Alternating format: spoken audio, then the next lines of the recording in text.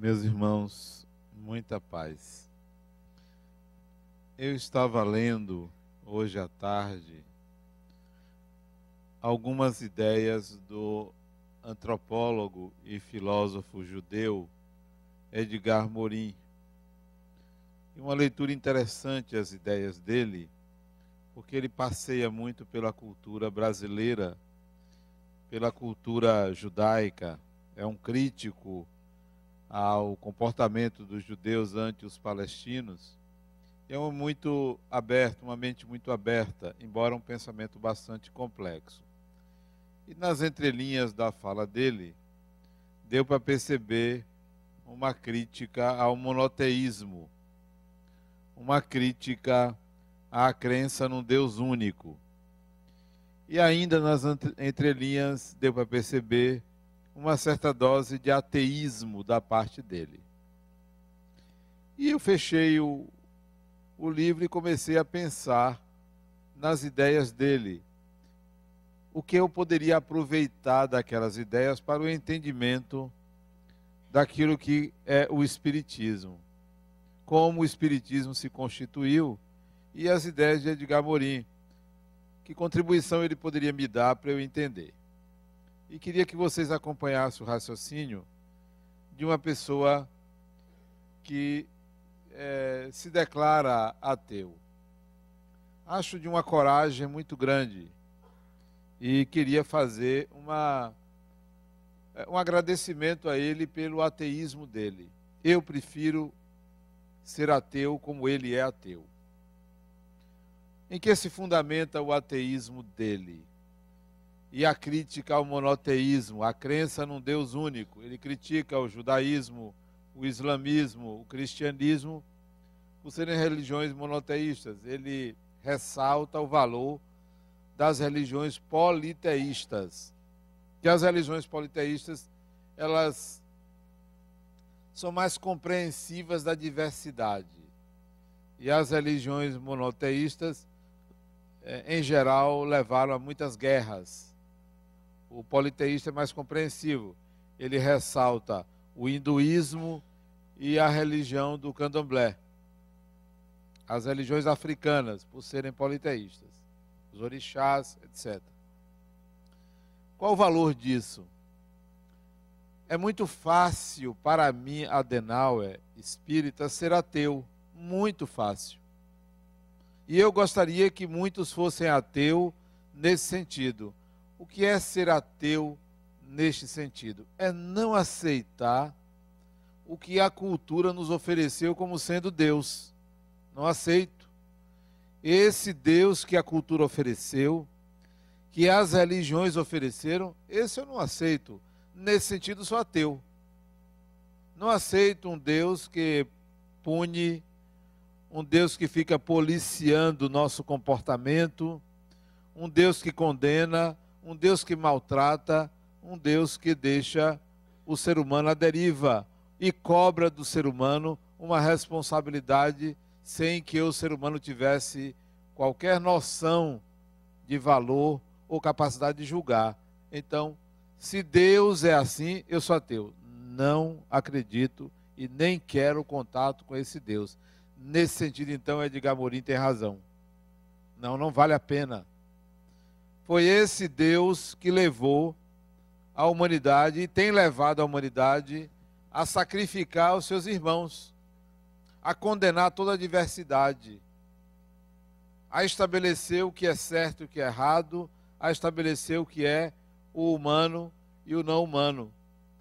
Essa cultura, ou esse Deus, é que separou a natureza do ser humano, os animais do ser humano, como se nós fôssemos criados à revelia, independentemente da natureza. Imagine você criar o ser humano de um sopro do barro, num dado momento, dissociado de toda a cadeia evolutiva.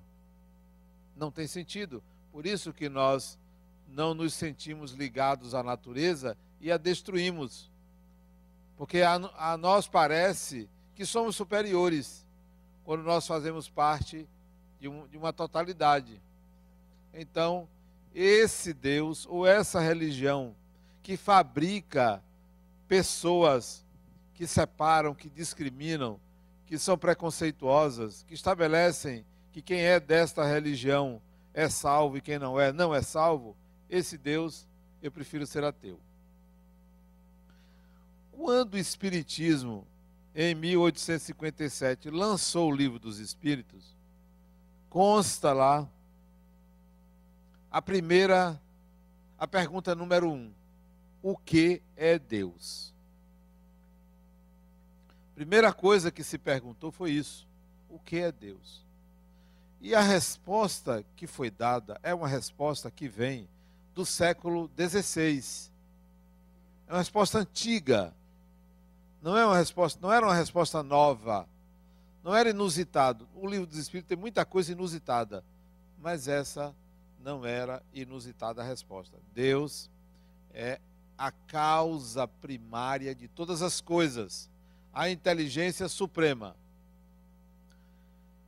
Essa resposta, que é antiga, mas que, para mim, difere de uma resposta monoteísta,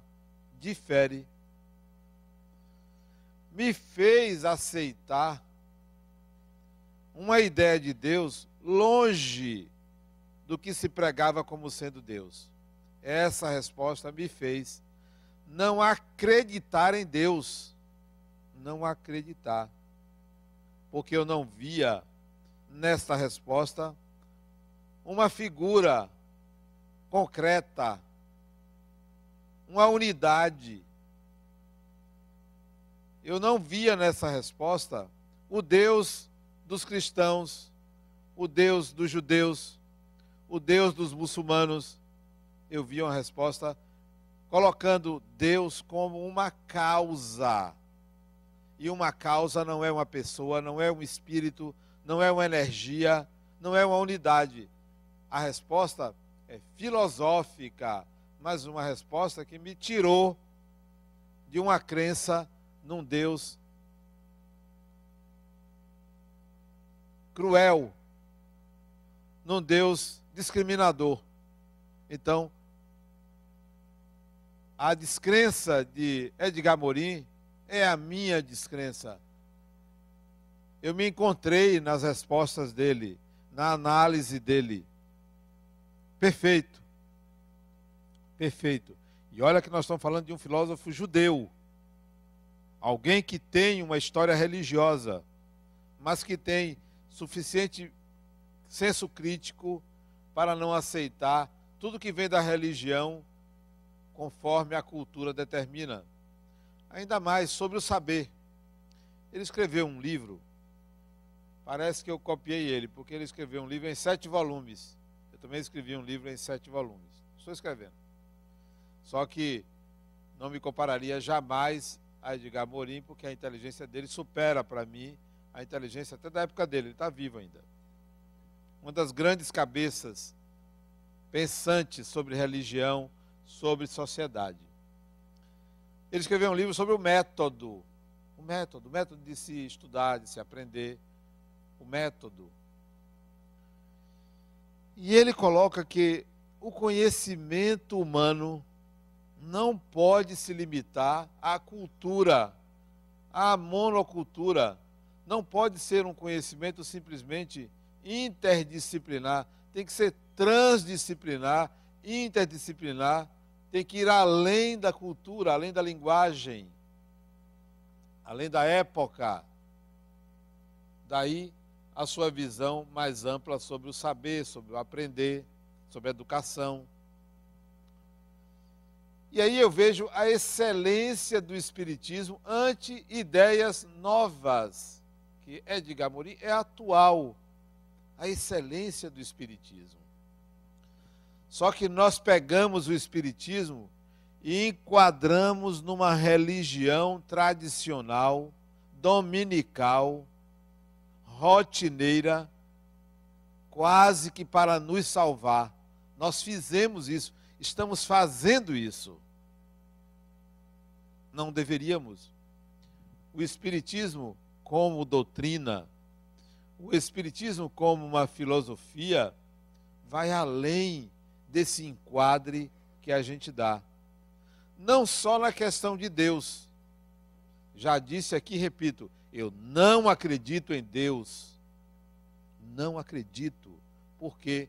Porque eu saí do sistema, consegui sair, e não foi simples, do sistema de me ajude, resolva-me, solucione meus problemas, me cure. Eu saí desse sistema, saí.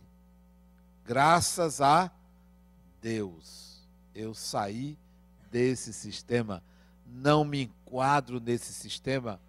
Aparentemente vocês vão dizer, mas esse sistema me consola, esse sistema atende às minhas necessidades. Permaneça assim, que você vai ficar dezenas de encarnações indo e vindo nesse sistema. Eu prefiro dizer, porque é real, eu não acredito em Deus, eu sinto Deus, é um sentimento. Não me pergunte o que é Deus, que eu não sei, não tenho a menor ideia, e isso para mim vem da excelência do Espiritismo. Foi o Espiritismo que me ensinou isso. Mas a maioria reduz o Espiritismo a uma pílula, a um comprimido que se toma para se curar depressão. Absurdo, né? Acreditar que um componente químico vai resolver um problema que é subjetivo, emocional, às vezes espiritual. É pensar que o Deus que a gente acredita vai resolver tudo. E o sistema que ele criou é simples, ó. Vá lá embaixo, faça o certo, que eu lhe premio. Se você fizer errado, eu lhe puno. Esse é o Deus que nós acreditamos e construímos. Até quando? Deus tem que ser sentido. Enquanto você não sentir, você vai ficar pedindo, você vai ficar nos quatro cantos chorando, buscando essa divindade, que ela apareça para você, que ela lhe dê uma prova. Esses dias eu também assisti a um filme que me deixou reflexivo, Noé. Eu não tinha assistido o filme Noé. Todo mundo sabe a história de Noé, né? Da arca de Noé. E os diálogos que ele tinha com as pessoas, as visões que ele tinha, os sonhos que ele tinha, demonstrava que Deus para ele era uma força tão poderosa que ele aceitava aniquilar a família dele em favor dos animais. Quer dizer, é isso que nós estamos fazendo, nós estamos destruindo uma característica mais humana que existe, que é a nossa condição instintiva, natural, real, em favor de uma subjetividade que não tem valor para essa realidade material. Não, Deus tem que ser sentido. Eu não acredito, eu sinto, e busquem sentir. Essa é uma das faces da excelência do Espiritismo. A outra, ainda me baseando nas palavras de Edgar Morin, que aliás é um pseudônimo, o nome dele não é Edgar Morin, eu até esqueci o nome dele, é um pseudônimo. Mas se vocês pesquisarem, vão encontrar esse pseudônimo. Ele coloca que nós fomos separados da totalidade da Terra. Separados, porque aceitamos uma criação divina para nós e não divina para as coisas e para os outros seres. Nós automaticamente queremos nos divinizar em detrimento de tudo. Nada vale, só o humano. Nem um cachorro, nem um gato, nada vale. O humano é superior. E eu vejo a excelência do Espiritismo, porque quando eu li o Livro dos Espíritos, há muitos anos atrás, vi que a doutrina espírita pregava o evolucionismo darwiniano, mas com um componente da reencarnação. O Espiritismo é evolucionista. O Espiritismo não aceita a criação divina exclusivamente do humano. De fato, o nosso corpo é resultado de um processo longo de evolução e o espírito vem acompanhando este processo. Nós estagiamos nas formas primitivas da natureza. Então, a excelência do conhecimento espírita. E hoje, em pleno século XXI, há quem pregue algo contra o evolucionismo, a favor do criacionismo, a favor de que Deus criou de fato o ser humano prontinho, está aqui, faça-se a minha imagem e semelhança. Eu imagino certas pessoas feias, horríveis, né? A imagem e semelhança de Deus. Deus deve ser um transformista, que tem várias caras, várias faces, porque é gritante a feiura da pessoa. Não, isso é um mito. O Espiritismo traz algo muito mais adiante. E olhe que o evolucionismo de Darwin surgiu, ou foi publicado, em 1859. Darwin publicou A Origem das Espécies em 1859. O Espiritismo é de 1857. Já trazia as ideias evolucionistas. Sim, o conhecimento espírita não pactua com esse saber tipicamente religioso tradicional de que nós somos seres, só nós somos seres exclusivamente divinos. Eu só faço exceção à barata. É a única exceção. Porque eu não sei onde é que Deus estava com a cabeça a fazer um bicho daquele. Mas o resto é tudo divino. Brincadeiras à parte,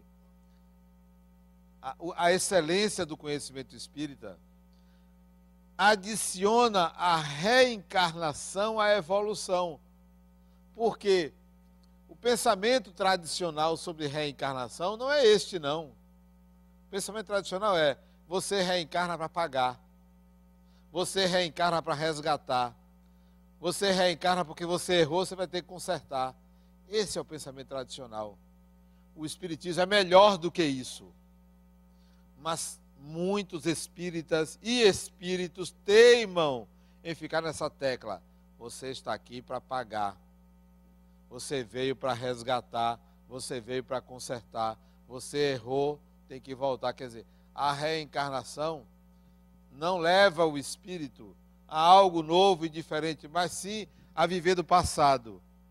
O Espiritismo é melhor do que isso. A reencarnação é um mecanismo de evolução. Para quê? Para que o espírito entre em contato com o novo. Cada reencarnação é uma nova experiência. Uma nova experiência que pode ter a ver com o passado ou não. Ou não. Pode ter a ver. Numa das frases de Edgar Morin, ele fala que nós somos uma unidade numa aventura. Numa aventura.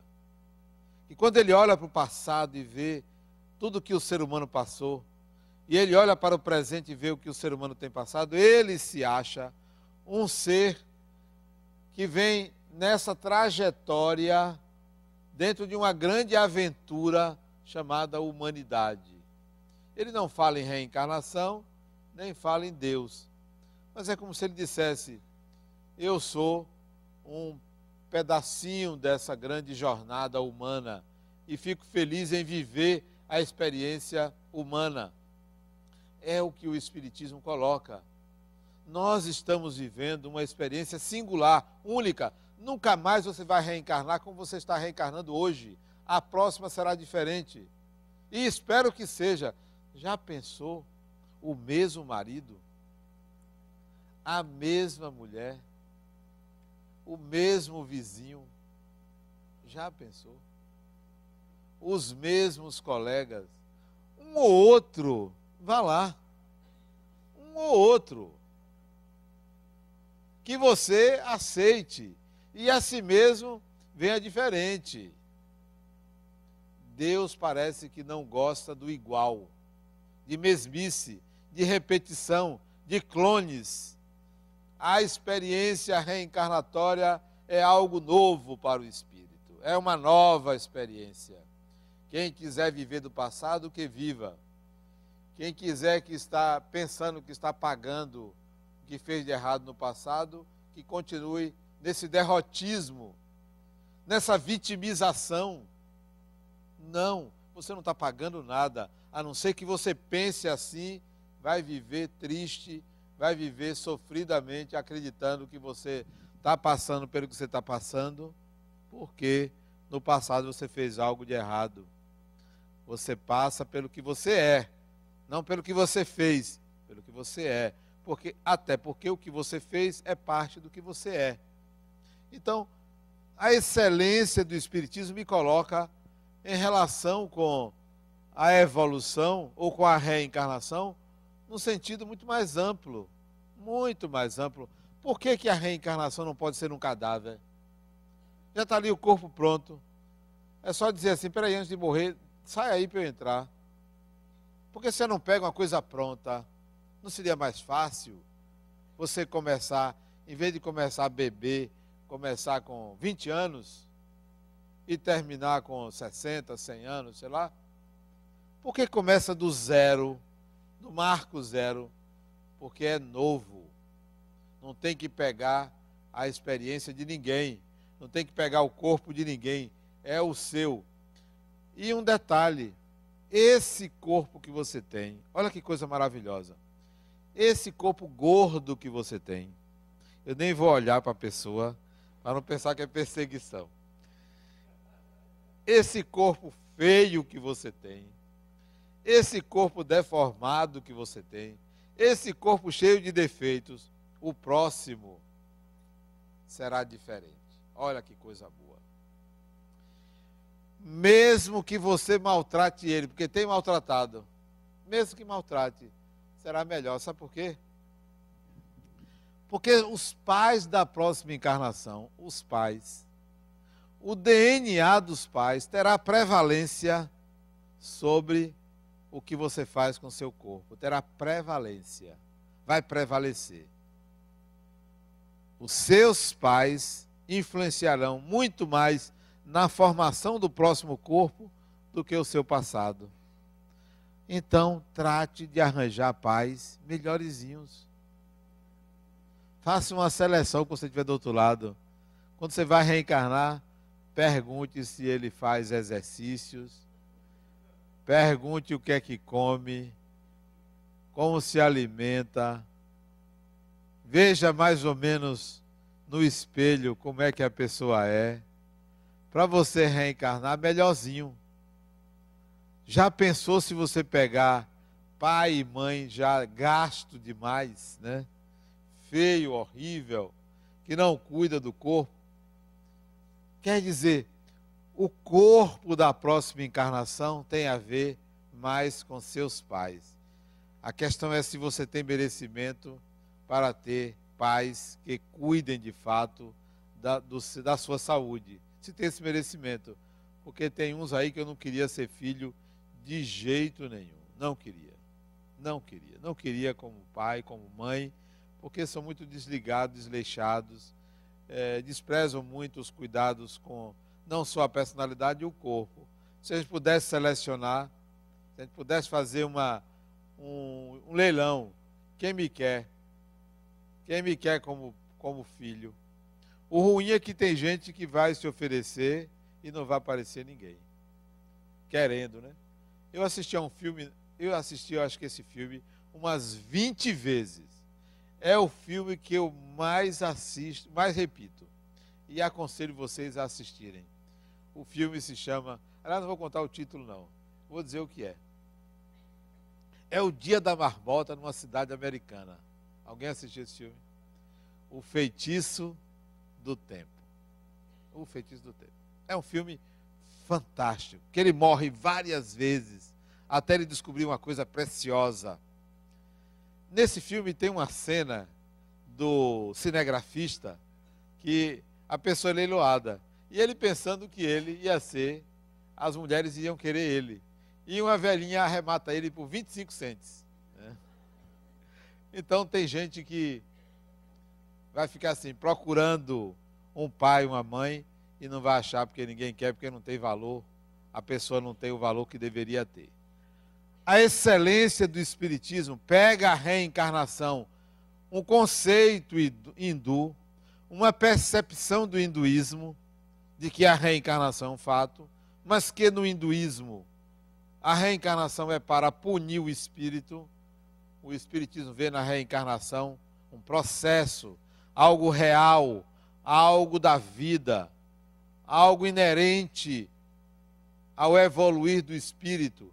Então, não vamos mais pensar em causalidade, em resgate, em punição. Saia dessa vitimização e lute, e melhore sua encarnação. A próxima será melhor, mas você está nessa, faça o melhor possível. Olha a excelência do Espiritismo. Quando eu li o livro dos Médiuns, na mesma época que eu li o livro dos Espíritos, eu disse, gente, então pode se comunicar, tem mediunidade, eu quero saber como é que isso funciona comigo. Esse negócio de medo de espíritos, isso é a cultura que nos induziu. Quanta gente tem medo, medo por ignorância, só sai perdendo. É a mesma coisa da crença naquele Deus, é o medo de espíritos. Ora, tome para si, eu quero que isso aconteça comigo. Eu quero saber como é que funciona. Eu não vou criar a imagem de um fantasma, de algo sobrenatural. Se eu sou médium, eu quero sentir essa faculdade. Eu quero conversar com espíritos. Eu estudei o Espiritismo por 10 anos. 10 anos. Sem ter nenhum contato espiritual. 10 anos. Sem ter conversado com nenhum espírito incorporado no médium. Até um dia, tudo tem um dia, que um espírito resolveu, na minha frente, movimentar uma cadeira. De um lado para outro, numa sala que só tinha eu e mais 2 pessoas. Eu achei aquilo fantástico. Me arrepiei. Não de medo, pelo inusitado. Fantástico uma cadeira se movimentar sozinha, sem terremoto. Sozinha. Aí eu simplesmente disse, que bom que você quer conversar.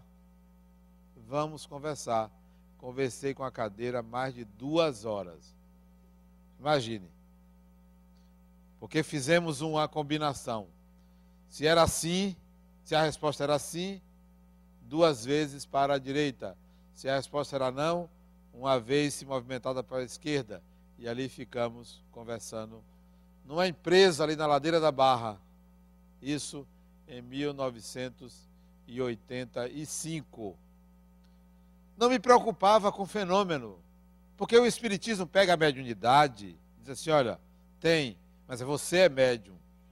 Não é para produzir fenômenos, não é para aparecer espíritos, não é para o milagre, é para que você desenvolva essa condição embrionária em você.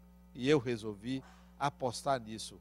Eu quero me sentir médium, eu quero ver espíritos, eu quero conversar com espíritos, eu quero ouvir espíritos, eu quero sentir isso em mim, eu quero desenvolver essa habilidade. Porque se eu não fizer isso comigo, vai ser sempre uma coisa idealizada, sonhada, subjetiva. Mediunidade é algo físico, é orgânica. Então, por que tem que ser com o outro? O que acontece? Transformaram os médiuns em oráculos. Em oráculos. Todo mundo vai lá perguntar, por que você não desenvolve isso em você? Ah, mas eu não sou médium. Todo ser humano tem essa capacidade de ser influenciado pelos espíritos. Todo ser humano. Então, você deve desenvolver sua mediunidade. É passível de desenvolvimento. Então, estude, se interesse. Não deixe isso para depois. Ah, não, depois que eu envelhecer, eu faço isso. Depois que eu morrer, eu vou ver se é mesmo. Quantos pensamentos, quantas ideias passam pela sua mente e são oriundas do mundo espiritual? Quantas ideias.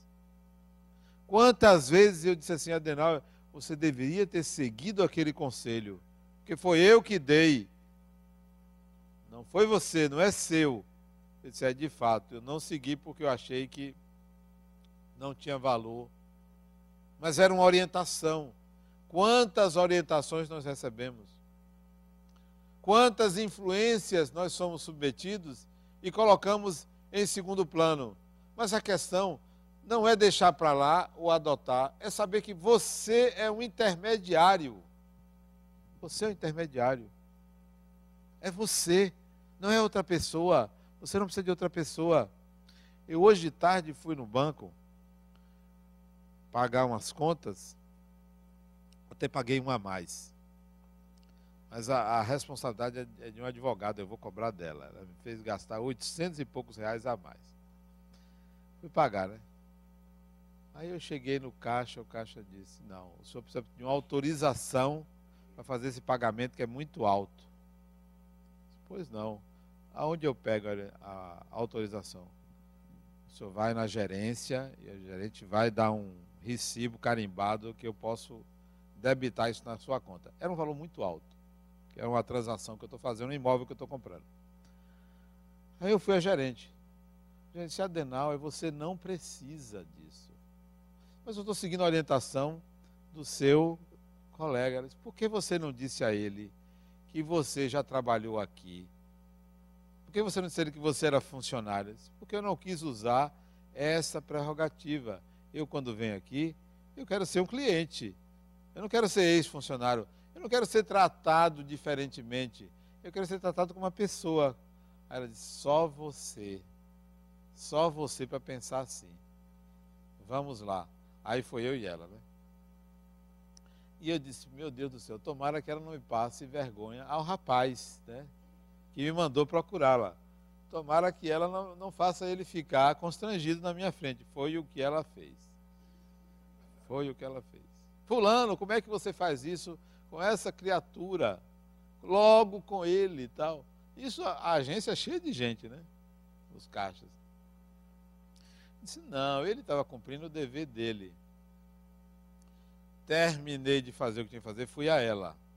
Não faça mais isso com ele, com a pessoa, tal. Você deixou ele constrangido. Mas eu fiz isso porque alguém me disse: por que você não vai a ela e a orienta como ela poderia fazer isso de uma forma diferente? São essas orientações, para mim, fáceis de captar por uma vontade de estar ligado ao espiritual. É essa vontade de estar ligado ao espiritual que vai desenvolver sua mediunidade. Quer ouvir espíritos? Tenha vontade de fazer isso. Busque, queira, esteja atento, atenta. Quer escrever? Peça aos espíritos para lhe acompanhar na escrita. Busque inspiração. Isso só vai ser útil a você para sempre, porque o futuro da humanidade é um futuro em que matéria e espírito estão integrados. Mundo espiritual e mundo material serão a mesma sociedade, onde você vai ali numa lan house espiritual e conversa com o espírito. Vai pegar o celular, já vai comprar o celular médium. Isso vai ser, o futuro vai ser assim, né? Porque o celular faz tanta coisa, até isso vai fazer. Então, aprenda você a esse contato com o espiritual. Então, a mediunidade que é usada aí por todo mundo. Todo mundo. Eu tenho uma paciente, olha o que é mulher. Eu tenho uma paciente que todo mês ela consulta pelo menos 3 tarólogas. Pelo menos 3. 3, não é uma não. E é todo mês. 3. Criatura, por que 3? Porque se uma errar, tem a segunda, para tirar a prova. Eu disse, mas e a terceira?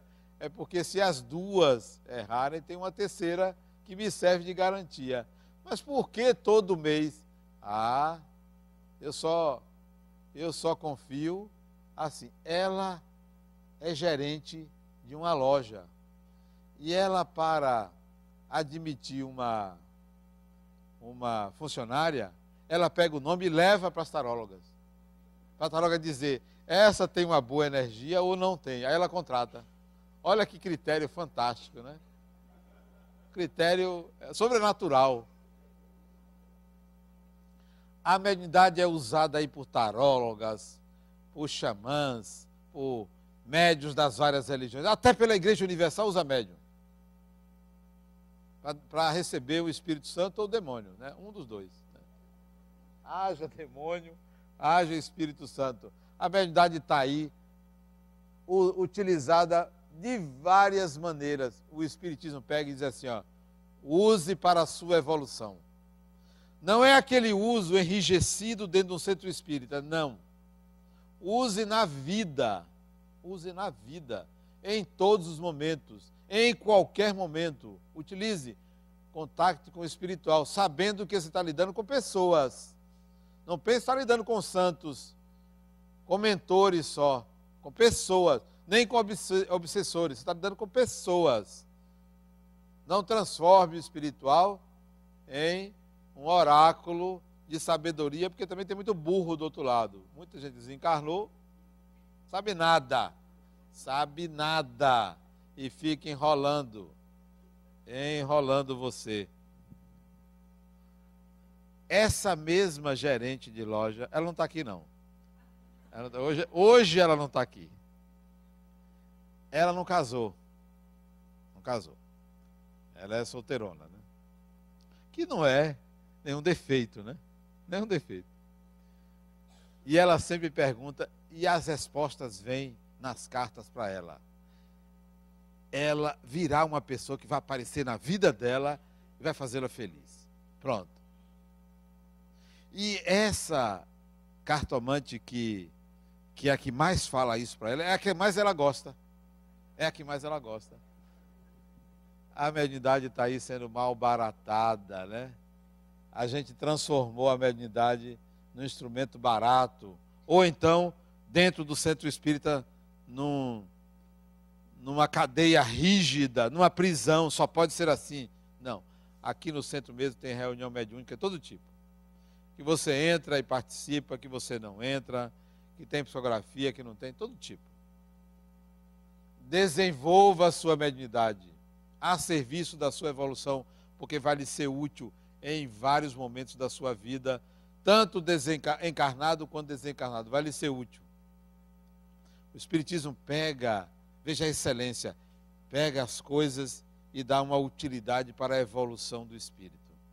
O Espiritismo pegou o cristianismo, uma parte do cristianismo, uma parte, não pegou todo não, porque se pegasse todo, nós estávamos fritos. O cristianismo foi responsável por muitas guerras, ainda é. Pegou uma parte. Olha o que Allan Kardec fez. Ele não fez uma doutrina, porque ele também é autor dessa doutrina, ele e os espíritos, embora ele disse que é dos espíritos, mas ele também escreveu muito. Ele não pegou a doutrina e disse, olha o que é que o cristianismo acha dessa doutrina. Vamos nos submeter ao cristianismo. Não. O evangelho é de acordo com o espiritismo. O espiritismo analisa o cristianismo. O espiritismo critica o cristianismo. Não estamos abaixo do cristianismo e não somos o cristianismo novo. Nós somos uma forma nova de apresentar uma parte do cristianismo, porque o espiritismo pegou algumas palavras de Jesus, algumas ideias dos cristãos, de Paulo, dos apóstolos, não é tudo, porque se pegar tudo, estávamos fritos. Imagine se a gente pegasse tudo de Paulo, o apóstolo, cristianismo, que dizia que a mulher estaria sempre em segundo plano. O que é que vocês, mulheres, acham? Se o espiritismo adotasse isso, não teria vez, voto, lugar, teria que todo mundo andar de burca. Não. O Espiritismo é maior do que o cristianismo, porque traz uma visão moderna, revolucionária, evolutiva do ser humano. Não enquadrou ninguém para ficar sofrendo. Então, ele escreveu o Evangelho segundo o Espiritismo. Mas muitos transformam o Evangelho numa Bíblia. Pega e lê como quem está lendo a Bíblia. Com todo respeito à Bíblia, que é um livro dos judeus, dos cristãos, mas não é o livro dos Espíritos, porque o livro dos Espíritos foi escrito em 1857. Aliás, escrito a partir de 1855 e editado em 1857. Então é uma visão nova, diferente. Não é a mesma coisa. Não podemos pensar que é a mesma coisa. O Espiritismo pega o espírito e acaba com a linguagem de alma. Mas muitos espíritos ainda chamam de almas. Almas desencarnadas, almas encarnadas. Não, somos espíritos, não tem alma. Alma é um conceito que tem várias ideias embutidas. Você pode chamar de alma a substância de uma coisa, você pode chamar de alma a energia de algo, você pode chamar de alma o desejo. Espírito não é alma, espírito é uma pessoa. Pessoa é você, sou eu, é qualquer outra pessoa. Então, a excelência do Espiritismo é assim, ó, desconstrua o que você aprendeu, só que a gente tem dificuldade de desconstruir. Ficamos ali, batendo na mesma tecla, buscando salvação e com medo de alma. Com medo de alma. Assistindo a vida passar e a gente ali pregado como se nós fôssemos degradados, prisioneiros. Há quem diga que a encarnação é ruim, há quem pense que é ruim. Eu me lembro de um espírito que era mentor de uma reunião mediúnica que eu participei há muitos anos atrás. Muitos anos. Olha que eu participei de reunião mediúnica há muitos anos. Hoje participo muito pouco. Muito pouco. Porque participei muito. Chegou na medida. Esse espírito, toda reunião, ele dava uma comunicação no final de uma mensagem de consolo, de esclarecimento. Era um espírito mais elevado. E nós gostávamos de ouvir aquelas mensagens. As reuniões eram ali no Pelourinho. Até que um dia... Não, Pelourinho não, ali na Carlos Gomes. Até que um dia esse espírito, no final da reunião, começou a chorar. E ninguém esperava que mentor chorasse. Né? Não é dado a mentor chorar. Como se não fosse um ser humano, né? Por que você está chorando, minha irmã? Por que você está chorando? Está chorando? Eu disse, estou triste. Estou triste. Triste porque eu vou reencarnar. Quer dizer, tinha sabedoria para umas mensagens, mas atrasado, porque considerava a reencarnação algo negativo, ruim. A reencarnação, estar no corpo, é uma maravilha. Uma maravilha. Porque você está de posse do comando da matéria. Fora do corpo você não comanda. A matéria, este corpo, é uma nave, é um veículo, é uma Ferrari, é uma Lamborghini. Diga outra aí. É uma Maserati, eu sei nem o que é, mas é isso. Por mais troncho que seja, é essa maravilha que você pode guiar aí para muitos lugares, fazer muita coisa. Mas esse fazer muita coisa tem que estar sempre embutido na pergunta. Tudo que você faça, seja o bem, seja o mal, tudo que você faça tem que estar embutido na pergunta. O que é que eu estou aprendendo com isso? o que é que eu estou aprendendo? Mais importante do que fazer o bem é ser bondoso. É ser bondoso. Porque aprender fazendo o bem a se tornar bondoso, você não precisa fazer por obrigação. Então, a reencarnação é uma oportunidade maravilhosa de lidar com pessoas as mais diferentes. Eu acho interessante as pessoas que se escondem, que são mascaradas, que têm uma máscara. As pessoas que não se revelam, que não são transparentes. Eu acho interessante isso, porque você nota, porque quando desencarna, não tem como não ser transparente, porque o corpo espiritual vai revelar a emoção da pessoa. E o corpo físico, pelo menos você se esconde. Você bota uma espécie de mortalha, de abadá, de máscara que você se esconde, ninguém sabe quem você é. E você posa de superior e não vale nada, né? Então, eu gosto de ver as pessoas que são mascaradas, que se escondem. Sabe por quê? Porque eu vejo a criatividade humana para dissimular. A criatividade humana para se esquivar de quem o sujeito é, a pessoa é. O quão criativos nós somos. Os mecanismos de defesa para a gente esconder um defeito, esconder um mal feito, é de uma riqueza fantástica. Isso só é possível graças ao corpo físico.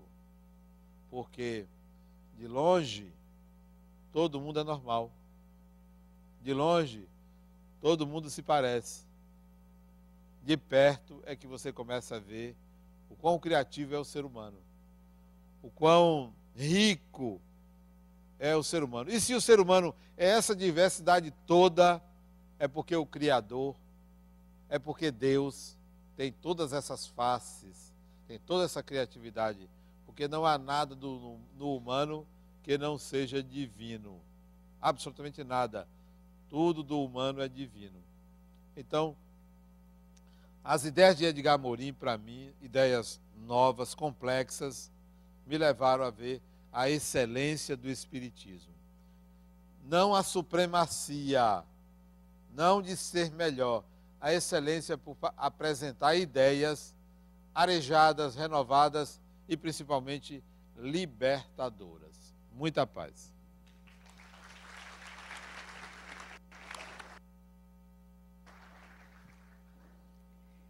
Antes de eu começar a dar os avisos, primeiro agradecer que essa palestra realmente tem dias que tocam mais a gente, né? Mas eu, antes de passar os avisos, eu queria dizer uma coisa assim do fundo do coração. Essa equipe de passes, cada dia está mais bonita. E hoje está parecendo que vocês estão nos abraçando, porque vocês estão fazendo isso assim, esse movimento. Eu estou me sentindo muito abraçada. Vocês estão, assim, passando uma energia de extrema amorosidade. Eu agradeço, em nome da gente aqui, esse abraço amoroso que vocês estão nos trazendo. Então, vamos para os avisos. O ano está começando, porque eu acho que o ano começa depois do carnaval, né? Então, dia 28 agora, né, sábado, nós estamos aí com o começo das aulas na ULI, nossa Universidade Livre do Espírito. A aula inaugural vai acontecer aqui nesse auditório. Adenal será o nosso facilitador, trará a sua mensagem para o início das atividades da ULI. E as aulas propriamente ditas começam na segunda-feira, com o curso básico de Espiritismo, e os demais ciclos que fazem também têm as suas aulas nesse dia. E o curso básico, as matrículas estão abertas aí na livraria. Quem ainda não se matriculou, tem interesse em se matricular, vamos lá. O curso básico acontece às segundas e terças, das 19h30 às 21h30, aos sábados das 10 às 12h, e todos são convidados para ingressarem à medida que querem digamos assim, conhecer um pouco mais dessa doutrina maravilhosa que a gente abraça. Também no dia 28, à tarde, na verdade, a aula do GRUDE também começa no dia 28, né, das 8h20 às 9h30. É para crianças, tem a faixa etária Está tudo sinalizado e informado ali na recepção, e aqui também a gente passou nos slides. E à tarde, eu vou precisar só dar uma pescadinha aqui, porque o nosso coordenador passou. À 1h da tarde, nós vamos estar com cartas consoladoras com o médium Alaô. Ele vai estar aqui a partir da 1h da tarde e nós vamos ter essa atividade até às 17h30. Vai haver a psicografia e uma palestra às 16 horas. Todos são convidados a estarem aqui conosco dia 28, sábado agora, à 1h da tarde. Na próxima semana, a gente já começa com o curso básico, o curso de passe, dia 5, que vai acontecer às quintas-feiras. O curso de passe acontece 2 vezes por ano. Esse é o primeiro semestre. Então, quem estiver interessado, já tiver feito o curso básico de Espiritismo e for maior de 18 anos, pode se inscrever no curso de passe a partir do dia 5 de março. No dia 5 de março também teremos o início das atividades do Juventude Harmonia, ou melhor, da Juventude Harmonia, que é um grupo também que segue praticamente os mesmos moldes do GRUDE. Tá? Eu vou deixar só mais um aviso. Posso me estender, chefe? É porque ele diz que eu falo muito. Mas são muitos os avisos, o ano começou. Então, dia 12 de março, nós vamos estar aqui com o lançamento do livro Valores do Espírito. É de Adenauer Novaes, mas não foi editado por nós, foi editado pela Boa Nova em São Paulo. Todos são convidados para esse dia. Ele vai acontecer dia 12, e aqui às 20 horas, e dia 14, no horário do Evangelho, pela manhã. Ele estará também para autografar depois da palestra. E agora vem um planejamento. Dia 21 de março nós temos o jantar beneficente, vamos nos preparando, vai acontecer aqui mesmo na Paddock, onde foi o ano passado, aqui no Orlando Gomes, ali pertinho, ali bem junto do cartódromo, aqui na Orlando Gomes. E de 13 a 19 de abril, também se planeje, é a nossa 11ª Semana Espírita. E mais informações a gente vai passando depois. O grupo de passes daí, convidado a doar sua energia, e a Adenauer a fazer a prece final. Fechemos os nossos olhos. Busquemos uma proximidade com a dimensão espiritual. Enxerguemos em nosso salão seres luminosos distribuindo sua energia para o fortalecimento do nosso corpo, para o fortalecimento da nossa vontade, nosso desejo de viver, para que a nossa disposição para a vida esteja sempre em alta, seja sempre disponível para as ações que precisamos na nossa evolução. Enxerguemos em torno de nós mesmos amigos espirituais, pessoas queridas, pessoas até que não nos conhecem, mas pela nossa vontade de ajudar, de fazer o bem, se irmanam a nós. Que nós sejamos sempre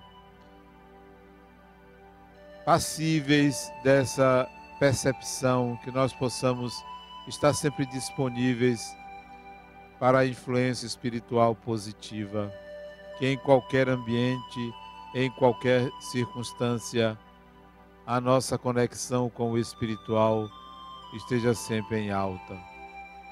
E nesse momento, pensando naquele que tinha uma alta conexão com a espiritualidade, uma alta conexão com o Criador da vida, o Mestre Jesus, nós solicitamos a Ele que continue acreditando que nós queremos seguir o melhor, queremos o bem-estar pessoal e do nosso próximo.